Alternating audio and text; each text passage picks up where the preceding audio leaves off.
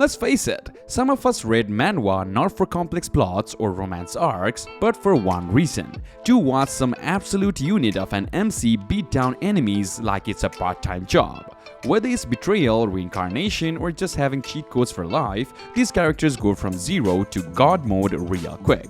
So, let's jump in before someone gets reincarnated again.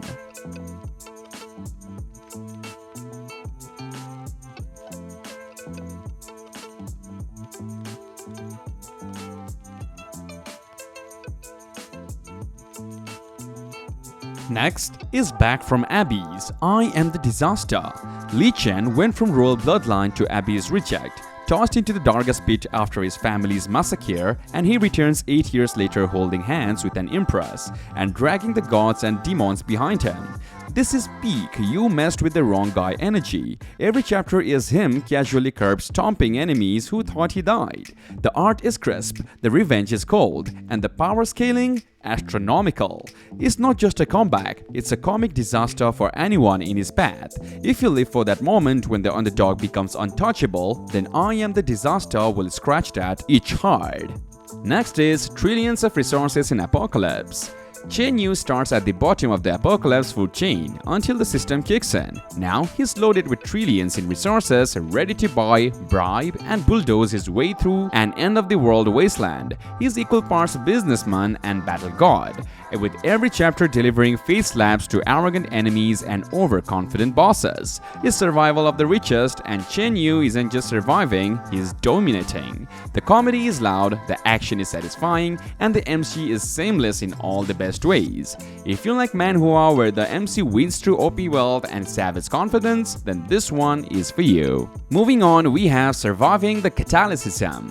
The world ended, and the only rule left is survive or get stomped. Radiation-muted monsters, fortified elite zones, and a world in ruins. This is a post-apocalypse done right. What makes this story hit harder is its grounded realism and characters who don't just power up, they struggle. The MC isn't instantly OP but earns every bit of strength. The moral grays, shocking betrayals, and the tense standoffs keep the suspense sky high. If you like your weak to strong tales with a gritty survivalist tone and characters you can root for, Surviving the Catalyticism is one hell of a ride. Next is Taixu Apartment. When Li Feng lost everything, family, wealth, girlfriend, he thought life was over. Then he inherits one last thing, a weird apartment. But Taixu Apartment isn't normal. It's magical, mysterious, and full of strange tenants with even stranger secrets. What starts as a rags to riches redemption arc quickly turns into a supernatural sitcom with dungeon vibes. Li goes from depressed loser to landowner of the bizarre, gaining power, wisdom, and maybe even a second chance at life. If you like your weak to strong stories with a little chaos, humor, and real emotional payoff, then Taixu Apartment is a cozy, weird little gem. Moving on, we have the Billion Luck Player. Fan Xiao is what happens when the gacha god smiles on you permanently. His power? Literal luck manipulation. The man could fall into a volcano and come out with a legendary sword and free Wi-Fi. Critical hits every time. Rare drops? You bet. This manhwa embraces absurdity in the best way possible, like watching someone speedrun life with infinite rolls. Sure, it's not deep, but it's kind of power fantasy that makes your inner loot goblin cackle. If you're into plot armor that's actually a stat, the Billion Luck Player is your new guilty pleasure. So, just don't expect it to make sense, just enjoy the chaos. Next is the first player. Sung Ming An gets a pop-up message saying save humanity or die trying. No pressure, right? Welcome to the Global Death game. As the first player, he's gifted with the power to rewind time, giving him infinite do-overs in a game where failure equals real death.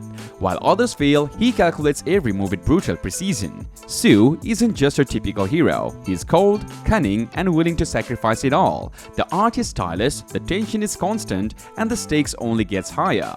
If you enjoy smart MCs playing 4D chess in a life or death world, the first player is your next obsession. Now we have the golden world to you. A knight, a demon girl, a ghost, and a slave boy walk into a magical tower. No, it's not a joke. It's the emotional roller coaster that is the golden world to you.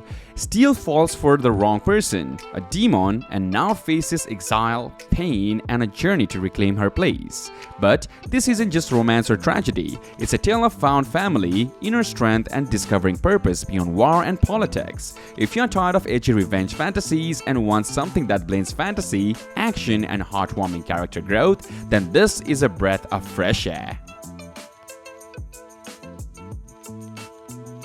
Next, we have the return of the crazy Monkey King. What if Sun Wukong enrolled in high school? That's basically the pitch here. The legendary Monkey King gets reincarnated and now has to deal with algebra, lockers, and demon attacks, sometimes all at once.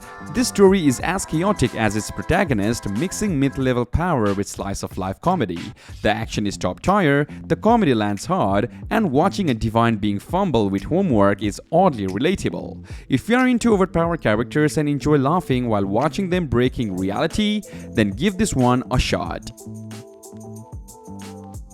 Next, we have Revengers. Jun's life went from wholesome slice of life to full-on revenge saga overnight. Brother murdered, sister kidnapped, house torched, all he got left is pain and fury.